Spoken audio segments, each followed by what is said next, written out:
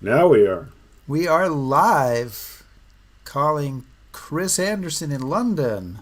This is Chris Anderson in London, calling Rick Beyer in Chicago. I am here, Chris. How are you doing today? I'm doing well as can be expected here in lockdown London. How about you?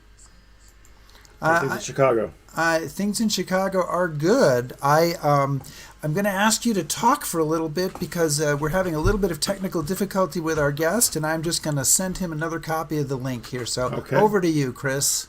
Okay. Well, we're hoping that Keith can join us and we can work out our problems. We're really excited to have Keith hopefully join us to talk. Don't say too much yet because we haven't played the open yet. So you can greet our guests and say hello to them. Oh, okay. Yeah, pending. Sorry. Well, Marcus, I should give you a shout out because, well, you're always here before we go live. So, Marcus, we appreciate you being always the first one to show up. Doreen, Nancy, Margie. Wow, we're getting lots of folks here. Hello, everybody. Joe and Xavier, how are you? Our international audience. So, Anne and Audrey. Wow, we're starting to fill up here. These are all friends of yours, right? They're all friends of the show, Chris. Oh, okay. I am just zipping this. You are seeing behind the curtain right now, folks. We are stalling a little bit and saying hello to you all and trying to make our way to getting to where we have our show. And I do want to mention that Doug McCord is extremely proud of this fact this week because Doug tries to have a fact from Pennsylvania every week.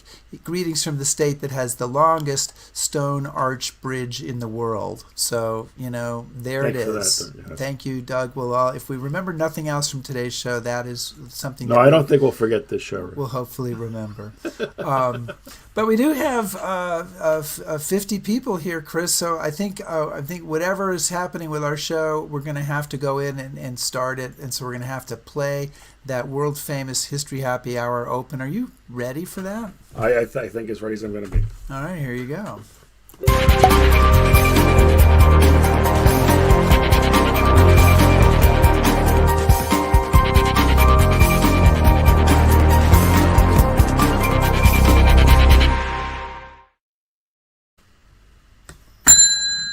The bar is open. The bar is open. Welcome to History Happy Hour. I don't know if anybody's ever seen the actual bell. It's an actual bell. This is not a sound effect.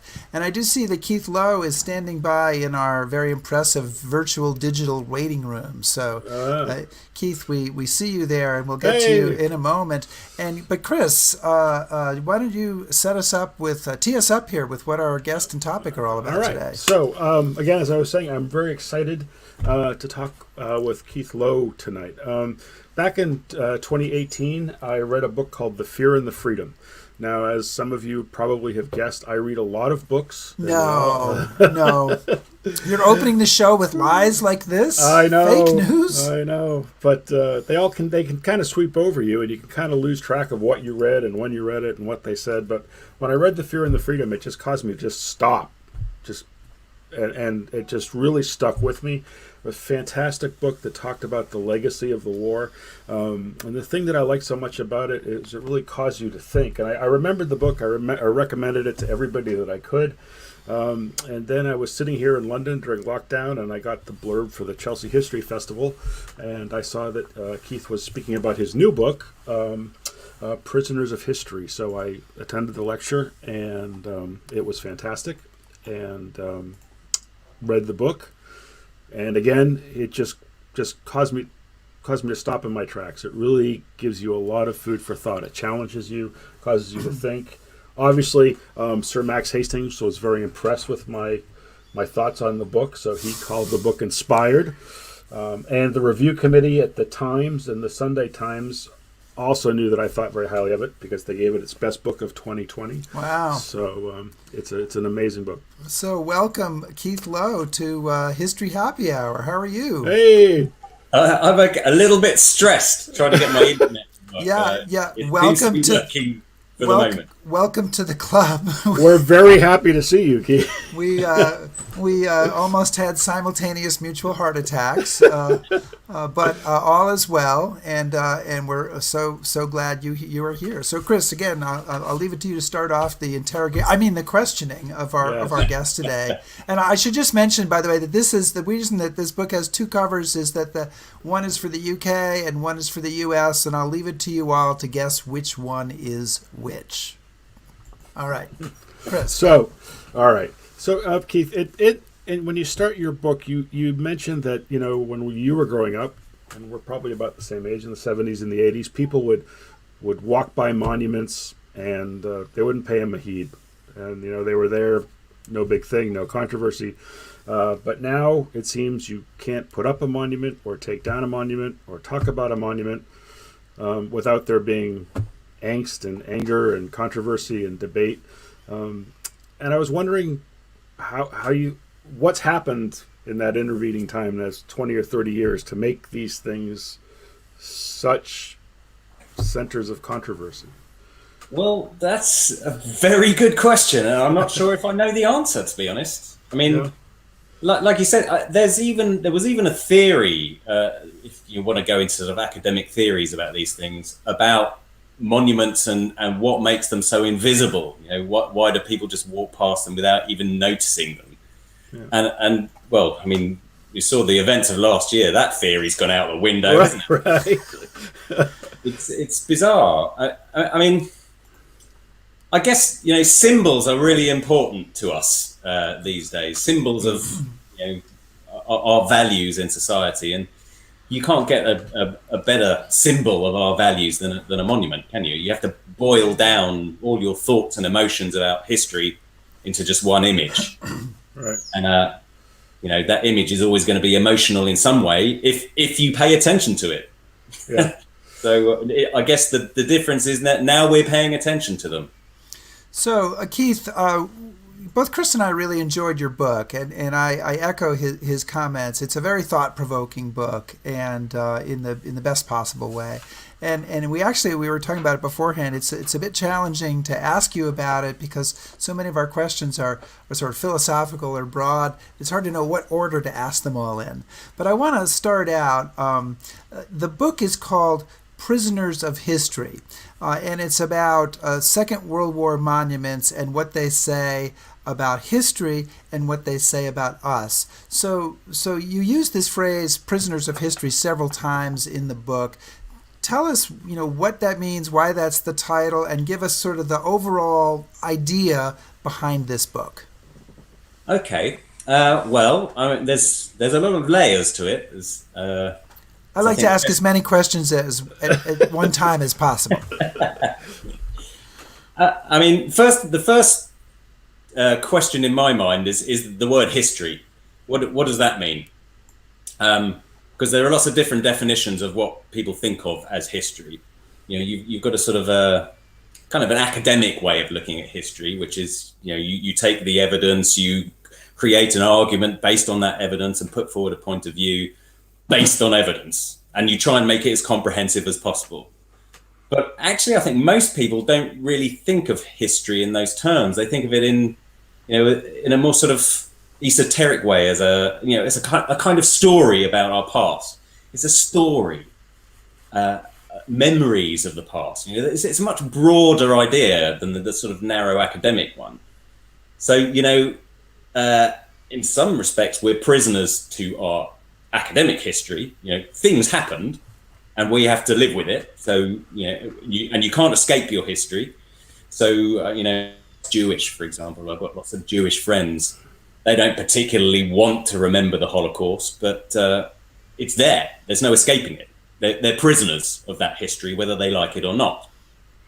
But we're also prisoners of this other history, this sort of mythological thinking, our national myths about how we're, America and Britain are the perfect example of the heroes of the Second World War. That's our sort of myth-making idea of history.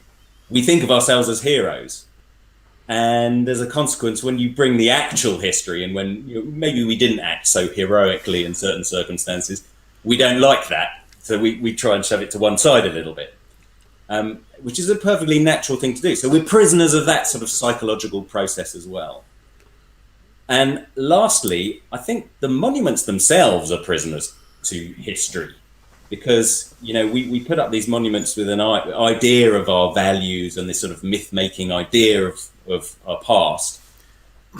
But then reality sometimes comes back to bite them. So, you know, this has happened with the sort of Confederate statues, for example, in the US. You know, there's a very nice myth-making way of remembering history about the South and the values of the South and so on, and ignoring some of the more difficult values of that South.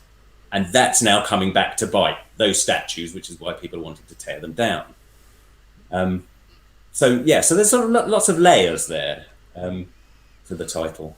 So now, Keith, before we get into kind of some of the specifics of the monument, I just kind of a process question. Did you kind of formulate some thoughts and ideas and then go out to find the monuments that you talk about, or were those monuments that struck you and you kind of drew from those specific monuments, or kind of how did you approach? Well, you mentioned the Fear of the Freedom in the introduction, my previous book, and a lot of the thinking that I put into that. I mean, that book took 5 years in the writing, so I put a lot of thought into that. And the initial section of that book has 5 examples of myths that we commonly have, not only in America and Britain, but all over the world. There are different myths about the Second World War. There are people who consider themselves the heroes of the war. You've got the victims of the war. You've got the monsters of the war, of course. And then you have these ideas that the Second World War destroyed the world in a sort of kind of like an Armageddon almost, but also that it was reborn. So you have a sort of resurrection. So those 5 things are sort of, they're 5 ways that I think people all over the world mythologize their history of the war. So I picked the monuments which to me symbolized each of those 5 myths most neatly and told the best story, you know. Mm-hmm. So, you know, give us let's just to give people an example of this. Let's start with the first monument that you write about, because you write about 25. We're certainly not going to talk about all of them, but it's it's where you started, so it's probably a good place to start. It's in the section of your book you call Heroes, and by the way, you have a line that I loved that said, "Heroes are like rainbows; they are best viewed from afar." So I hope you're very happy when you pounded that line out on your typewriter that day. And but give us a sense with the first monument in your book, which is a monument in Russia, to what we're talking about here, sort of the layers that monuments have, how they're about history, but they're also about today and how we view the history and become controversial or forgotten or whatever because of that. Okay, yeah. This particular monument is built in the city of Volgograd, which people probably remember better by its old name, Stalingrad, site of this huge Second World War battle. So on top of the hill in Volgograd, they've built this gigantic statue of Mother Russia. And I mean, she's huge. I mean, you can see the picture on your screen there. Those tiny little things sticking up on the hill just at the bottom of the plinth, those are human beings. So you can see how huge she is. At the time she was built, she was the tallest statue in the world. This was back in the 1960s. So the whole point of this statue is the sheer size of it. I mean, it's gigantic. And you know, why is it so big? Why do they make in the former Soviet Union and Russia today? They still make monuments on a scale that the rest of us just don't, you know, we wouldn't dare do.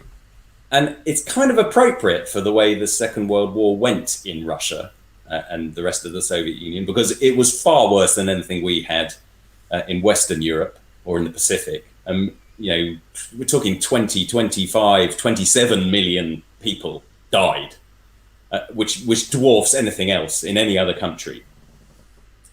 So there's that sort of idea behind the scale of it. But you've also got to remember that this was built in the 1960s. This is the height of when the USSR is as strong as it will ever be, and they're trying to convey that strength. What they're saying, really, with that statue is we're Russia. You invade us. This is what's going to happen. You have the whole might of this thing attacking you. So don't So it's a threat to anyone who wants to try it on with Russia, and it's also a reassurance to Russians, Soviet people, to say, you've got this at your back. If anyone attacks, we are here to protect you, and also, we're a threat to you too. Really, we're the state, and we're enormous. Do what you're told. So when you stand underneath this thing, you really feel the weight of it. I mean, it's a physical sensation. It's really quite something. You can't get it from a photo so much. You feel it in your heart. The weight of this thing's up above. Amazing. But what's amazed me though is that that the Russians continue to build such colossal monuments, and I'm curious, do younger Russians or Russians today still take the same kind of lessons or resolve from that monument? The Soviet Union is technically not there anymore, and what does this monument construction mean for Russians now? Well, you see, the Russians are a bit like the Brits in this respect. They used to have an empire, now they don't. And like the Brits, they like to pretend that they're still this great player in the world, and so they create these monuments to remember the time when they were great. And actually, since Vladimir Putin's been in control, they've started rebuilding more and more of these monuments at a rate of knots. So between 2005 and 2012, they built at least 40 of the. They declared 40 different cities, hero cities of the Second World War, and they built monuments all over the place. And they're all the same kind of monuments, right? There's no more nuance in the newer versions, or no. They've sort of made these McDonald's monuments. They're standardized. They got a factory making them. Off an assembly line or something, but they plonk them in these different cities, and they all look the same. They're sort of big obelisks. Yeah. But then there is, just last year, for the 75th anniversary of the end of the war, in Rzhov, they built another huge monument. They were going to have a big celebration there, but of course, all the COVID thing stopped it happening. But they're still doing this. They're still rebuilding more and more monuments to the Second World War as the sort of memory of the time when they were this great world power. Well, we were talking about why it is that, talk about being prisoners of history, that we all seem to still be prisoners of the Second World War. I'm stealing from Chris here totally.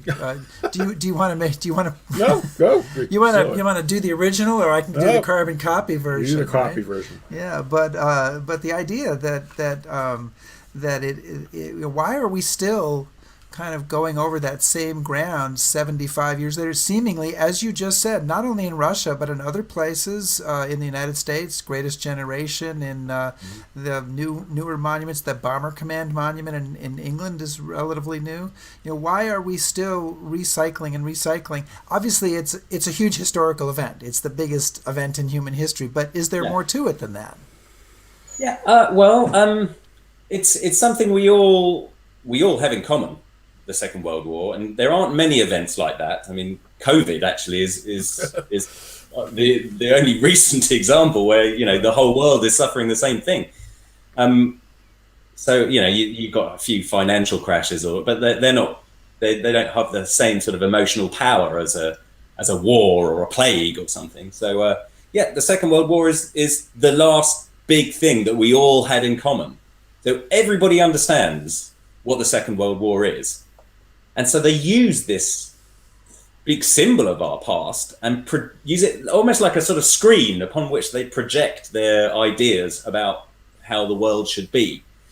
So it doesn't matter whether you're from the right or from the left, what religion you are, you can find a way to sort of project your ideas about the world onto this screen. That we just use it in that way. But we all use it differently. So one of the things that, I mean, and I'd like to get your thoughts on this, but you say in the book, and I think it's wonderful, it says, America makes monuments to its heroes, Europe makes more to the victims. American monuments are triumphant, European ones are melancholy. American monuments are idealistic, while European ones, occasionally at least, are more likely to be morally ambiguous. So why do you think that is? And I'm just kind of curious about your thoughts as a, I guess, are you a former European now, Keith? Always a European at heart. All right, so as a European, Europe, yeah. I mean, we're still part of Europe, the continent, but not the politics, I suppose. No, but I was just curious about those differences and where do you think they spring from? Asked the man without a country. Yeah, that's me. Yeah, so. Yeah. Well, in some ways, when it comes to the war, we share as much with the US as we do with Europe, actually, because we weren't occupied like France was or Poland was. We didn't suffer the horrendous consequences of that occupation, and we weren't pushed into the same sort of morally difficult positions, collaboration, things like that. And so we are able to view ourselves as the heroes, just like Americans view themselves as the heroes of the war, because we have that luxury. It's wonderful for us. You go to Poland, there is heroism, but really, even amongst the heroes, it's a feeling of victimhood is much more prevalent in society. Same in France, same even in Italy, even though they were on the wrong side for half the war, there's still a feeling of, like, in their monuments to the war, it's always to sort of victimhood. So, the historical facts mean that that's just the way it is going to be. But then on top of that, you also have, how we feel about ourselves today, because a lot of these monuments weren't built back in 1945, they were built sort of 5 years ago. Right. So we're projecting our own ideas of what our national character is onto this screen, which we call the Second World War. And that has an effect on the way we create these things. Well, one of the things, just kind of taking off from that, I'm sure you have, but have you been to the World War II Memorial in Washington, D.C.? I haven't. I've never been to Washington. Well, I've been to, I've been to the archives there, but I've never had a look around town. Well, so I don't know if this question will work then, but it's a very large. Yeah, no, I'm well aware of what it looks like. Yeah, so my question is, it's huge. A circle of. Yeah, and it's very triumphal, and do you think there are other countries that would build a monument similar to that, or is that monument kind of unique to America, the people that got behind the building of it? Well, it's triumphalist, and it's in an American way. Yeah. The British are triumphalist in a much smaller way, and the Soviets and the Russians tend to be more triumphalist they like figurative, sort of angels and people killing dragons and just big things, anything that's huge. But American monuments, I mean, that one in Washington reminds me a little bit of the American cemetery in Normandy. It has the same sort of look about it. It's a sort of big geometrical shape, and it's got these tall obelisks. They're sort of like almost like it's got. It's like Stonehenge. It's like columns. It's like a sort of circle of different campaigns on different plaques around this whole thing, and lots of things about the men who fell, and there are wreaths and lots of sort of classical imagery. It's a very conservative way of doing monuments. Mm. It's got sort of classical symbolism all written all over it. Yeah. let me follow up on Chris's question. We'll keep you on the hook here with Americans and American monuments in your heroes section, and you do have the Marine Corps monument is one of the ones that you wrote about in the book, and you talk a little bit about America's mythology of heroism as something that is different from other countries, and you wrote, Americans sometimes seem to regard their war heroes as if they were not human at all, but figures from legend or even saints. And since every country has heroes, and obviously I'm American, newsflash, so I'm inside that bubble. I would say, well, doesn't every country have heroes, and don't they all view their heroes that way? So what is different about the way Americans view heroes or heroes of World War II? Well, wow. It's just a small question. Need to take a sip of a drink or something. No, it's History Happy Hour. You can have a drink to fortify yourself. Our audience is very friendly. Guys, we will all be friendly in our response to this. I mean, listen, when I say mythology, I don't mean that in a way which is derogatory at all. Mythology is a big part of everybody's life. We mythologize our own past individually. So it's not surprising we do it as a nation as well. And America does it no more than any other country. But America was in a position that no other country was in, both before the war, during the war, and after the war. So during the war, they didn't get invaded. So there was no moral compromise about collaboration or whatever. They were able to be the heroes. And, they came riding to the rescue of Europe. And this is mythology, but it's also true. There's huge elements of truth in it. And after the war, they were the winners. I mean, unequivocally, out of everybody in the whole world, America was the winners. The Soviets, they won the war. Really, they did most of the fighting, but they weren't the winners. They were in a mess after the thing was wrecked, the countryside was wrecked, their cities were destroyed. America didn't have any of that. America came out of the war wealthy and unequivocally the world's greatest power. So of course you're going to emerge from that thinking of yourself as the victors and the heroes. And why shouldn't you? Because there's truth in that. But where the mythology comes in is when you only believe in that and you don't see any of the little, the side stories, the nuances, the occasions when, it's war. People don't always act well in war. And that, Americans also did bad things. Wait, so what? When it comes to that monument, that's when you can see elements of that in that monument.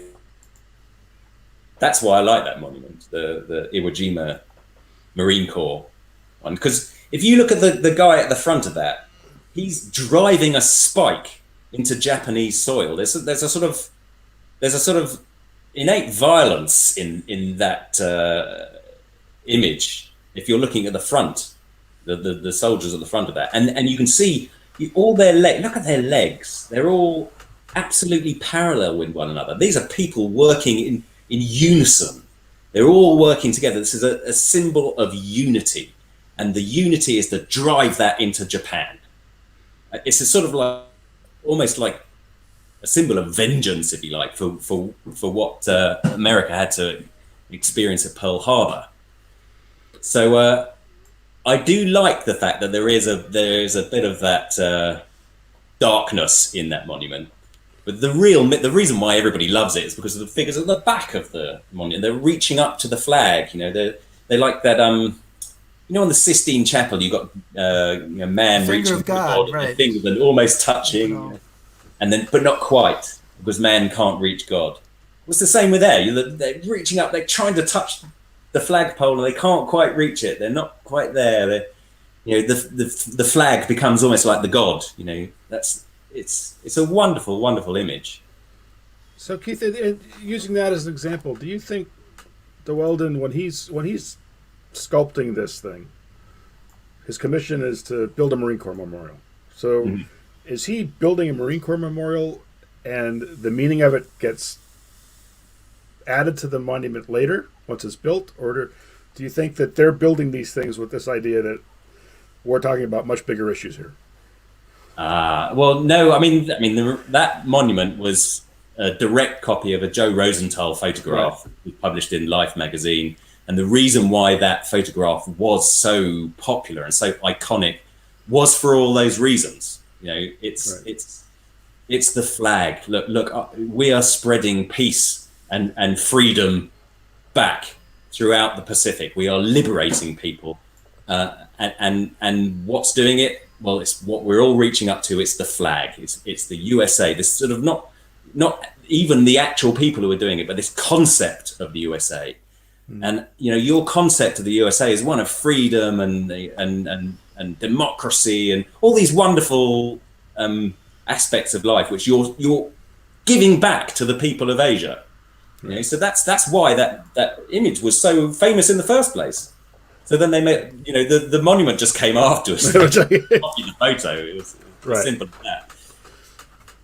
that. So I want to remind everybody that we're talking with author and historian Keith Lowe, who is the author of Prisoners of History, What Monuments to World War II Tell Us About Our History and Ourselves. We welcome your questions and, of course, your comments. There's actually a nice discussion going on and different people chiming in, and that's fabulous to have that kind of sidebar discussion. I want to bring in one question that a viewer has asked. Now I flipped away from that screen, so I have to come back and try to find it. And this is from Rob Musial. And Rob says, have you found that monuments work more to reflect the culture of the country where they are built, or do the monuments help shape the culture of the country where they are built? Good question. Good question, right? I would unequivocally come down on the first half of that sentence. They reflect the culture of the country where they're built. Not only of the country, actually, but also the times when they're built. You know, monuments are really they're there as a symbol, and each different country has got a different idea of what the Second World War was. And if you want to boil down all your ideas of what the war was into a single image, that's a great way of getting a straight into what a country thinks of its past. You've only got one image to boil everything down to. So wherever you go around the world, if you look at the World War II monuments, it will tell you a story about what these people think about themselves. So yeah, I think monuments are built to reflect the culture that they're in. Absolutely. So is it my turn, Rick, or your turn? It's always your turn, Chris. It's always mine. If you have to ask, you know the question is that it's your turn. That's why I asked. It's a routine, Keith. It's not funny. I don't consider it a comedy routine, but it is a routine. Okay. So now, moving on then. One of the things I'm always interested in is kind of the relationship between Britain and the United States and how we all view the past and history and what have you. And one of the things that has struck me is when I would travel to England, which I did quite a bit as a youngster, there was an awful lot of talk about the First World War. And when it came to World War II, they talked about the Battle of Britain, Dunkirk, and Monty in the Desert. But then it kind of dropped off from all the stuff in 1944, and then there's the end of the war. And that seems to have changed. So now, like when I lead tours in Normandy, 10 or Really? 15... Do you think so? I don't think so. I think that's still all we talk about, you know. Well, no, it is. But what I'm saying is, I guess what I'm saying is like when I used to do Normandy tours 10 years ago, there'd be a few small British monuments. But it was really, you'd go to Omaha Beach and Utah Beach, and you might stop by Pegasus really quickly. But that was sort of it. Right. But now more people are kind of jumping on that bandwagon. And I haven't seen it yet due to COVID, but there's now a huge British War Memorial behind Gold Beach. Yeah. It's almost American in size. Yeah. And I'm curious as to why you think that is, and are they trying to now like get laid on that thread of history, or do they want to be part of that story? Do they feel like got written out of it? Or it's an odd monument for me. It's just that doesn't seem very typical. Yeah, I mean, I think there again, there's so many layers to these things. Like, so, for example, there is a bit of resentment in Britain about how you Americans have stolen Normandy from because it was a joint operation. Absolutely. British had 2 beaches, Americans had 2 beaches, and the Canadians, who were always forgotten, they had one as well. So the fact that there are these big monuments to the Americans, and actually, I think it's Saving Private Ryan really got under everybody's skin here. And so, we want to get in on the action and remind everybody, hang on a second, it was us as well, Right. So there's a part of that. There's also, there's the idea that the generation who went over and landed on the beaches are dying out now. Right. So suddenly it becomes urgent that we do something to remember them, because they're not going to be here much longer. So there's that aspect as well. And also, I think there's a sort of, there's a little touch of the political behind this as well, because in a way we're doing something which is not so different from what Putin is doing in Russia. We're trying to remember a time when Britain was, that was our finest hour. Right. Churchill said it, not realizing that it really was going to be not only our finest hour, but the last one. Yeah. So, the Second World War was when Britain was great. And so let's try and remember it as much as possible to try and convince ourselves that we are a great nation who can forge ahead into Brexit and so on. And like we need to now. Yeah. The troops, if you like. Yeah. It just strikes me as a very untypical of all the other monuments you see, and so I just want to get your thoughts. You're right. I just want to follow up. You're absolutely right that it's untypical. Most British monuments are quite small, quite modest, actually, and that's a really big one. So it's a bit. But the Bomber Command Monument in London as well is another recent monument. Is really big compared to all the other little monuments that are dotted in the city. I had a brilliant question, but instead I'm going to bring in a question from one of our viewers, because that's how selfless I am. You are. You give and you give. That's how I give. But it's a fairly simple question. Does the book reference any monuments in Germany? And you do, but partly because your definition of monument or memorial is a fairly broad one in this book. Yeah, there's actually more monuments in Germany than any other country. I think I got that right. They are. The definition of monuments is quite broad. I think you need a broad definition of monuments, don't you? I mean, it's not just statues that can be considered a monument, but buildings are sometimes, if something significant happened there, they can be considered a monument. I've got in Germany. I have a monument to the firestorm in Hamburg.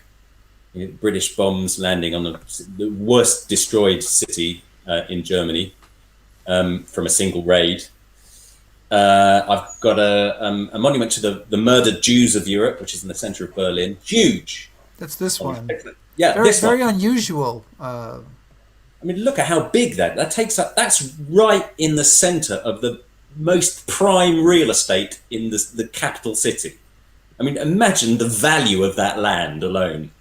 And the fact that they've chosen to put a Holocaust memorial over the whole of it really says something about atonement. And I mean, I've got some problems with that monument, but still, I think the sentiments behind it are really sort of praiseworthy.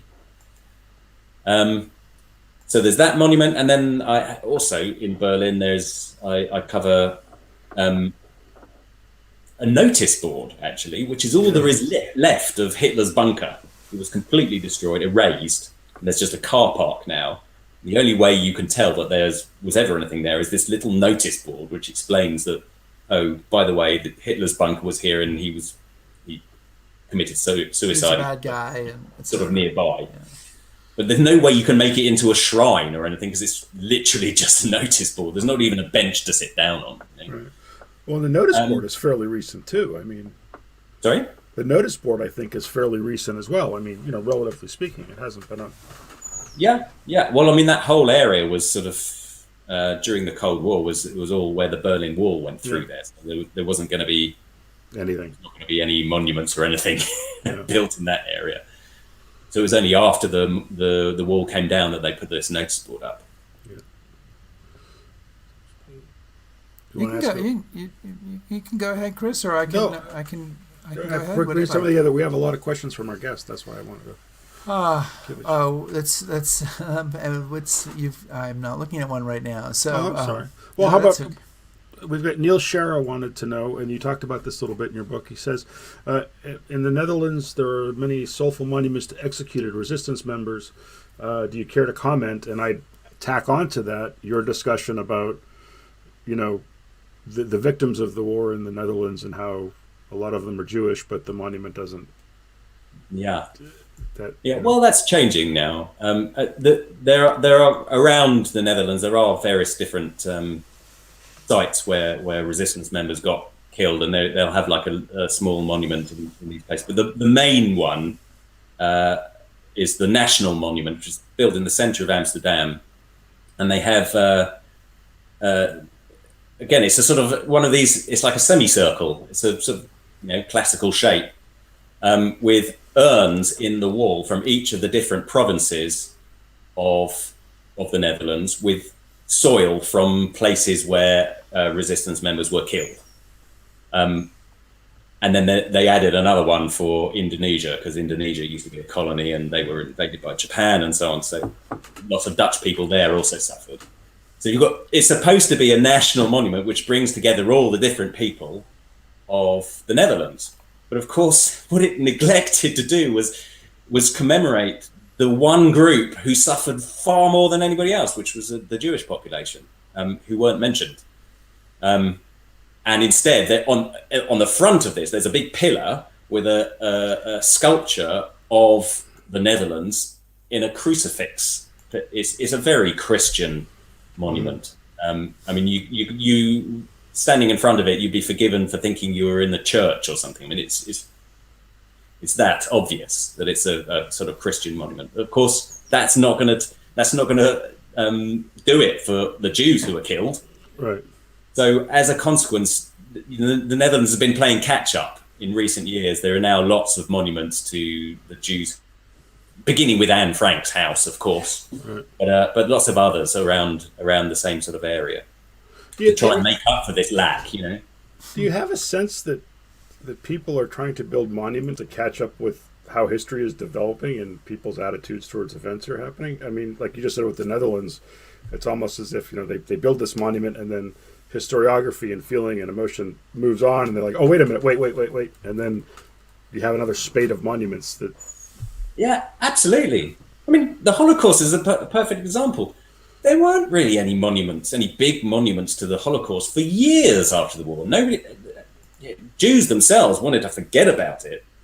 And those who did want to commemorate it they also wanted to be the heroes of the war, so they tried to commemorate things like the ghetto uprising. We too fought against them. It wasn't just you guys.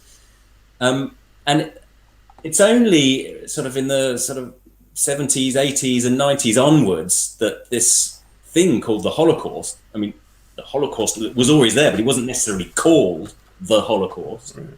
Suddenly becomes a thing that everybody wants to commemorate, this sort of idea of victimhood. I mean, massive victimhood, which people suddenly, a generation or two later, pick up on and say, hang on a sec, you guys might have been heroes, but really, look at what they did to you. Right. And look at what they did to us. So people started remembering stuff that they'd been blocking out for decades and started commemorating it. So all the big Holocaust memorials all start to come up in the 80s. And, that's really interesting, I think. Yeah. It took that long.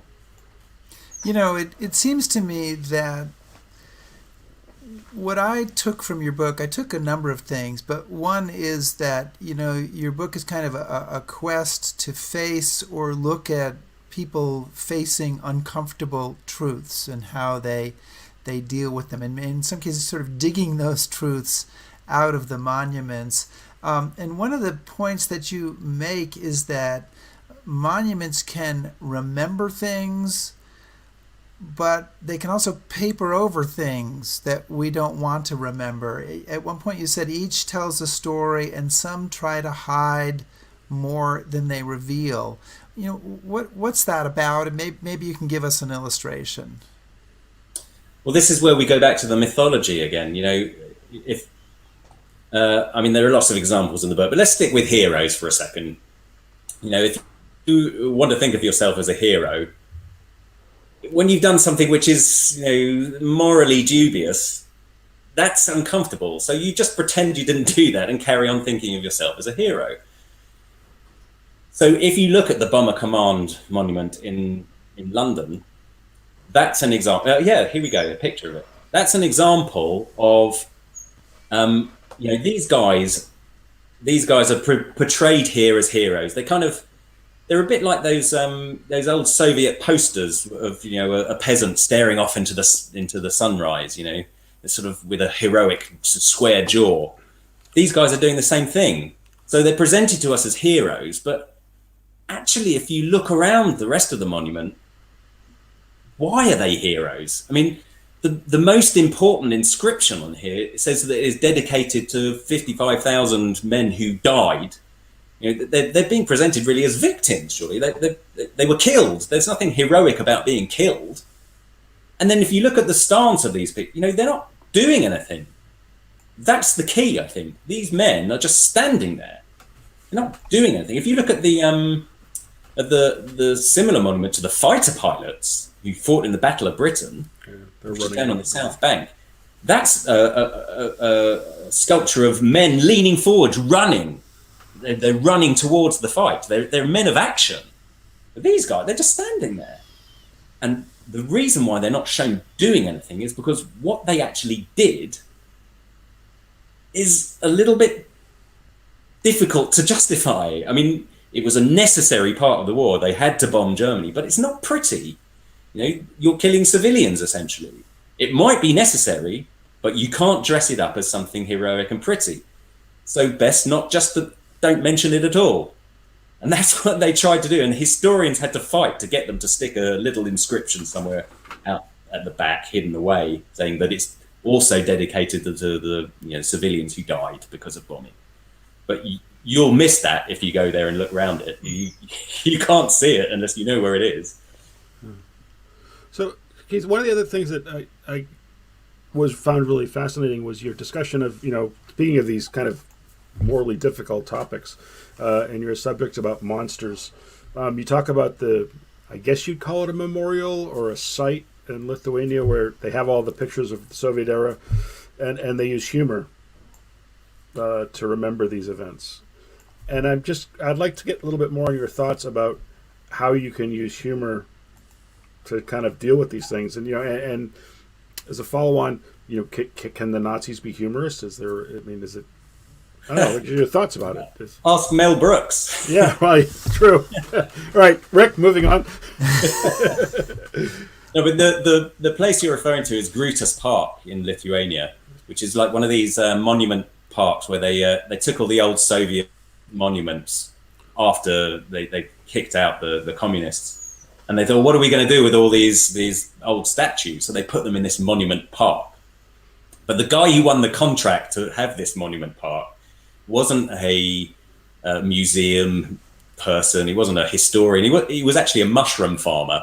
And he just had a mushroom farmer with a big dream. He got all these monuments and he put them around his this park. But, you know, he also wanted to make it a tourist attraction. So, you know, he thought, well, we'll also make it a zoo. So he built a zoo there as well. And then you know, we've got to have something for the kids. So he's got, you know, there's a playground and the kids climb on the climbing frames and then they climb on the monuments and there's a tank there and they climb on that. And it's just this weird mix-up of monuments, animals and playgrounds for kids. So, it sounds a bit kitsch, and it could be really awful. And lots of people in Lithuania hated it and wanted to take the contract away from him. In fact, they took him to court to try and take the contract away from him, but they couldn't find any loopholes to get it, to get them to give it back to the museum. But the reason why I really like it is because actually, what you do is you take these busts of Lenin and Stalin and you put them in a field and then stick a whole load of llamas around them grazing. It's kind of great. These great figures of history who thought they were so heroic are now sharing a field with llamas. And it's wonderful. It takes away all that, respect that they used to have. And it's great. It really works well, I think. Along those lines, and you talk about some stuff similar to this. This isn't a question, but a comment from Robert Fry, who says that in Vienna, the city, when the Russians left, had to build a memorial statue to the Russian soldier. The statue was built, Russia left, and then they built a huge fountain in front that hid the memorial. And there is this sense, reading your book, people, we are in many countries, desperate to say, they will not be forgotten, such and such will not be forgotten, and put it in stone. But just the fact that we make a monument and write it in stone doesn't mean that it will still be liked, doesn't mean that the message will still get through, it doesn't mean it will accomplish the purpose that we want it to accomplish, does it? No, exactly. And it just goes to show that values change. The reason why that statue is still there is because it's written into the agreement. In order to get the Soviets to withdraw from Austria, they had to agree to... I think that's a good deal. We'll leave if you build a statue. Okay, statue, we'll build it. Yeah. So, but, it's also a good solution to... if this was happening in 2020, that statue of Russian soldier would have been torn down and so on. And actually in Poland, all of the statues of Russian soldiers and Russian friendship and so on have been torn down by an act of government. They have removed them all. So in some countries, they have done exactly what's happening in America, but with Second World War monuments. But what the Austrians have done shows you another possible way of dealing with it, which is rather than take it down, you can build something in front of it. You could build something next to it, which accuses the first one. So I've given an example in the book of a Hungarian monument where they've done exactly that. They've built, local people came and brought a whole load of their own artifacts and put them in front of the monument they didn't agree with to show the other side of the story. And those are much more moving than the actual monument itself, and it completely undermines the story, the official story of the monument. Oh, interesting. So, you can do all kinds of things to a monument, not only tear them down. There are other ways around it. So ridicule, the thing we said before about Lithuania, ridiculing them is a perfect thing. You disagree with it now. From times have moved on. If they're really bad, you can tear the statue down, sure. Or you can do something to ridicule it and make fun of it and show that you can respect the history of it, but you don't agree with the values of it. And you can do things like that. Speaking of monuments, when I was reading your section that dealt with the Holocaust, and I guess in dealing with the Holocaust in Auschwitz, that's such I don't have any words for it, but terrible thing. It's difficult, and so memorials are going to be difficult. But when I lead trips to Poland, we go to Auschwitz, and you'll see these groups of Jewish high school kids, and they make these pilgrimages every year, and they spend 2 weeks, and all they do is go to concentration camps and death camps and Holocaust museums, and they don't do cultural exchanges. They don't visit Polish art museums or go for a Polish dinner. And so a question I ask myself when I see these kids, and they all look just depressed, and some of them are breaking down, is there too much? I mean, can you reach a point where you over-memorialize it, for lack of a better way of describing it?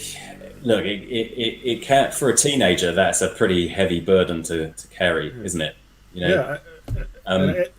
It's hard enough for the rest of us, but for a teenager, who's 3 generations down, it's quite hard. And I use the Holocaust as an example, but it could be any series of monuments. It doesn't have to be. I was like, can we just have too much? Can we just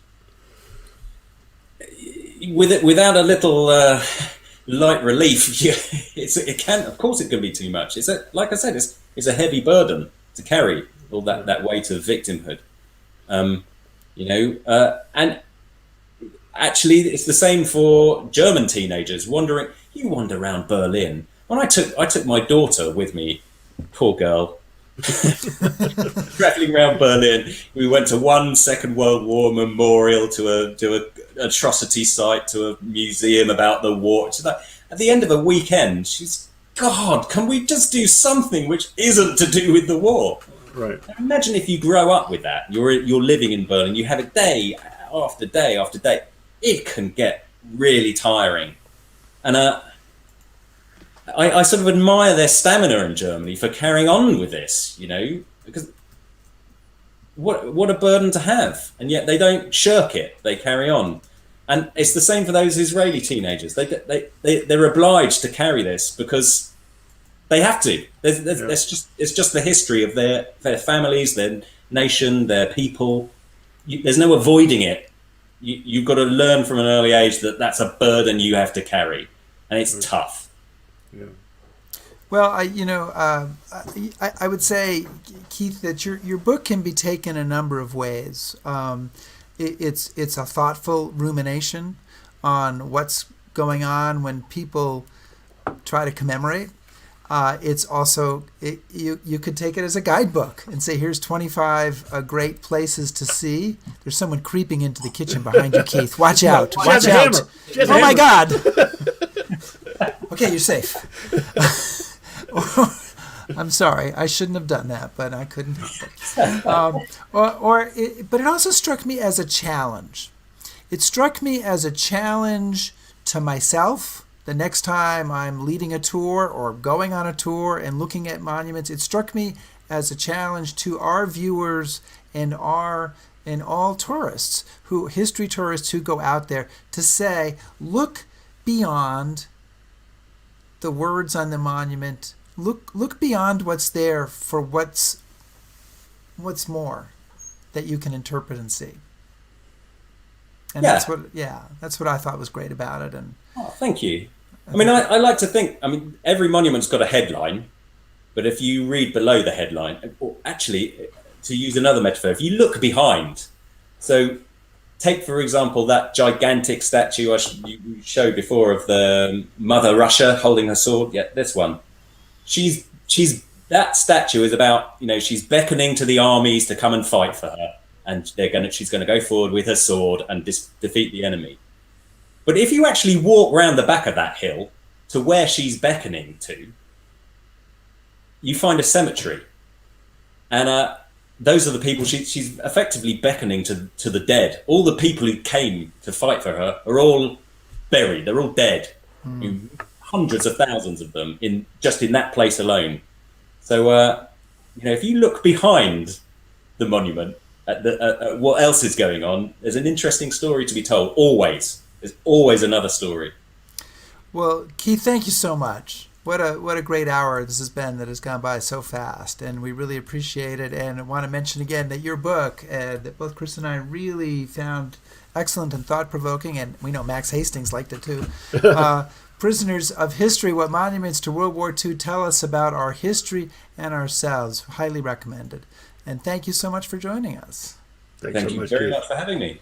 All right, well, hang on, and we'll chat with you a moment when we're done. But hang on there, and thank you so much. And Chris, we made it. We didn't have a heart attack. We got through. We had a lot of interesting comments from people, and a lot of them weren't questions, or they were not quite questions that we could bring into the conversation. But really appreciate the conversation that went on there, and hope you guys all found this as thought-provoking as we did. Yes. Stay safe, everybody. Thank you so much. Be well. And I got to find the open here, Chris. I'm still a little discombobulated. So say it again. Stay safe, everyone. Thank you.